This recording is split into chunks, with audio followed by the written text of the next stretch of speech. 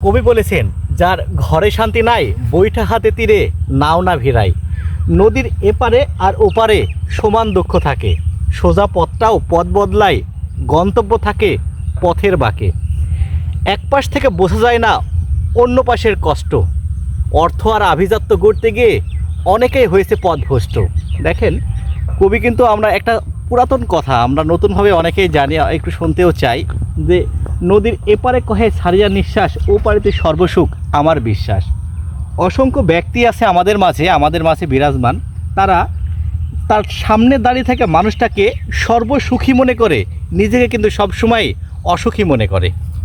তার সামনে দাঁড়িয়ে থাকা যাকেই দেখতে পায় তাকেই তিনি মনে করে পৃথিবীতে সমস্ত দুঃখ কষ্ট থেকে তিনি অনেক দূরে আছেন, তিনি সফলতার সর্বোচ্চ পর্যায়ে আছেন এবং তিনি সফল ব্যক্তি, তিনি সুখী ব্যক্তি। এই যে অসুস্থ একটা চিন্তা ভাবনা করে তিনি নিজেকে কষ্ট দেয়, এরকম কষ্ট কিন্তু অসংখ্য মানুষ তারা নিজেকে দিয়ে থাকছে। দিন শেষে দেখুন, সফল কেউ না, সফলতা একটা ধারাবাহিক প্রক্রিয়া।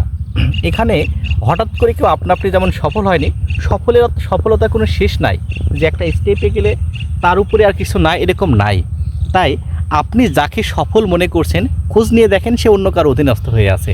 তাই আপনি নিজেকে এই অসুস্থ চিন্তা ভাবনা থেকে বাদ দিয়ে নিজেকে একটু সুস্থ করেন।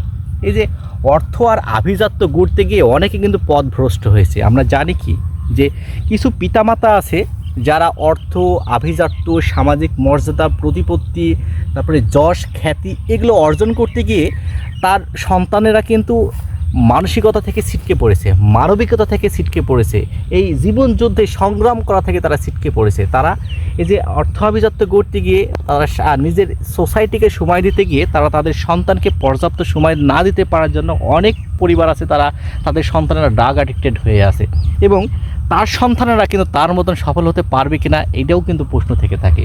তাই আপনি যে পর্যায়ে আছেন, যেখানে আছেন, যেমন আছেন, সেটাকে সর্বোচ্চ উৎকৃষ্ট মনে করেন। আপনি অনেক ভালো আছেন। আপনি শুধু সফলতার দিকে না গিয়ে, আপনি নদীর ওপারে না গিয়ে নদীর এপারেও আপনি নিজেকে আগে, আপনি তো নদীর এপারে আছেন, নিজেকে আগে দেখেন। আপনি যদি কাউকে খুশি করতে চান, আপনি যদি কাউকে সুন্দর করতে চান কারো জীবনকে, তবে তাকে খুশি করুন, তাকেই সুন্দর করুন প্রতিদিন, যাকে আপনি আয়নার সামনে দেখতে পান। আপনি যখন নিজেকে খুশি করবেন, দেখবেন যে সব কিছু আপনার সামনে খুশি খুশি লাগবে।